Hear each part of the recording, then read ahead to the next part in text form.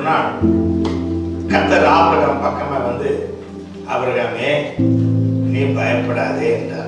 அப்ப ஆபிரகாமை பார்த்து பயப்படாதேன்னு சொன்னாருன்னா அவர் என்ன செஞ்சிருக்கிறார் நீங்க நினைக்கிறீங்க? பயந்துருக்கிறார். யாரையாவது ஒருத்தரை பார்த்து அழாதே அப்படின்னா அவங்க அழுதுகிட்டு இருக்கிறாங்கன்னு அர்த்தம். அப்ப இவரு இதை பார்த்து பயப்படாதே அப்படின்னு சொல்றாருன்னா இவர் பயந்துருக்கிறாருன்னு அர்த்தம். ஆபிரகாமுக்கு எதை குறிச்ச பயம் அப்படின்னா, எனக்கு இவ்வளவு வயசாயிடுச்சு, எனக்கு குழந்தை பாக்கியம் இல்லை, நானும் ரொம்ப வயசாகிவிட்டது, என் மனைவியும் முதிர் வயது உள்ளவாகிவிட்டார், இனி என்ன நடக்க போகுது தெரியல. அவரோட பயம். கர்த்தர் சொல்கிற வாக்குத்தத்தங்கள் அத்தனை நிறைவேறிய கண் காணாமல் போய் விடுமோ என்ற ஒரு பயம். ஆகவே கர்த்தர் சொன்னாரு, ஆபிரகாமே நீ பயப்படாதே. ஹல்லேலூயா.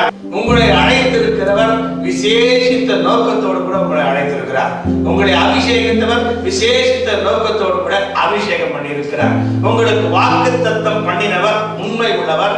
அந்த வாக்கை அவர் நிறைவேற்றுவதற்கு அவர் போதுமானவராக இருக்கிறவர். இந்த பகலிலே கர்த்தருடைய வாக்குத்தத்தத்தை சந்தேகிக்காதே. உன் எதிர்காலத்தை குறித்து, உன் வாழ்க்கையில் இதுவரைக்கும் கிடைக்காத சில நன்மைகளை குறித்து, அவைகள் வாழ்க்கைக்கு கனவாக மாறிவிடுமா என்று சொல்லி நீ பயப்பட வேண்டாம். வாக்கு தத்தம் செய்தவர் உண்மை உள்ளவர். நீ எதிர்பார்க்கிற ஈசாக்கானாலும் சரி, அது வேலையானாலும் சரி, அது திருமணமானாலும் சரி, எந்த நன்மையான காரியங்களாலும் அதை நிறைவேற்றுவதற்கு நான்